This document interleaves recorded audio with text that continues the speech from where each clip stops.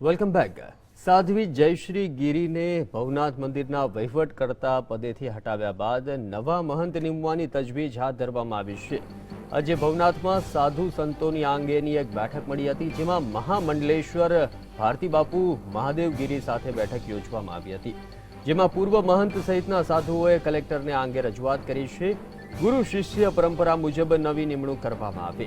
પાલનપુરના સાધ્વી જયશ્રી ગીરીના જાકુબીના ધંધા સામે આવ્યા બાદ સંત સમાજમાં નારાજગી જોવા મળી રહી છે, તેમજ તેને ભવનાથ મંદિરના વહીવટકર્તાના પદેથી હટાવી લેવામાં આવ્યા, તેમજ મંદિરમાંથી તેમના જે પોસ્ટર્સ લગાવવામાં આવ્યા હતા તે પણ ગઈકાલે જ હટાવી દેવામાં આવ્યા હતા।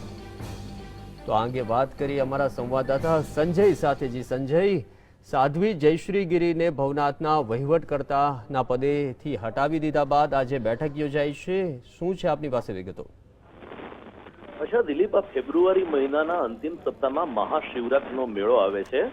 મહાવદ નોમને દિવસે જ્યારે ભવનાથ શિખરે ધ્વજારોહણ થાય છે, એ સાથે મેળાનો પ્રારંભ થાય છે ને દેશભરમાંથી દિગંબર સાધુ સહિત સાધુ સમાજ આ મેળામાં જોડાતો હોય છે। મિની કુંભ મેળા સમાન આ મેળાનું મહત્વ મુખ્ય રીતે ભવનાથ સાથે જોડાયેલું હોય। ભવનાથ મંદિરનું સંચાલન, એના મહંત, એના ગાદીપતિ, ત્યાં સંતોનો ઉતારો વગેરે તમામ પાસાઓ ખૂબ જ મહત્વના ભાગ ભજવતા હોય છે।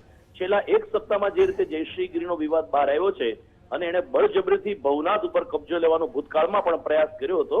ભૂતકાળમાં જૈન સમાજ સાથે પણ જયશ્રી ગીરીએ ઉદ્ધત વર્તન કર્યું હોવાના સમાચારો મળી રહ્યા છે। ત્યારે મોટો એક સાધુ સમાજનો વર્ગ એવો છે કે જે જયશ્રી દીદીને પહેલેથી જ હટાવવા માંગતો હતો, અને એટલે જ્યારે 3 દિવસ પહેલા વિવાદ બહાર આવીને જયશ્રી ગીરીની ધરપકડ કરવામાં આવી છે, ત્યારે ગઈકાલે જયશ્રી ગીરીના ગુરુ હરિગીરીજી જુનાગઢ ખાતે દોડી આવ્યા હતા હરિદ્વારથી, અને મહામંડલેશ્વર ભારતી બાપુ સહિતના સંતો સાથે એક મેરેથોન મીટિંગ કરી હતી। દરમિયાન આજે સંતોની બેઠક મળી, જેમાં વર્તમાન મહંત નિમવા માટે ગુરુ શિષ્ય પરંપરા પ્રમાણે આગળ વધવું આવો સાધુ સમાજે ઠરાવ કર્યો છે। દિલીપ।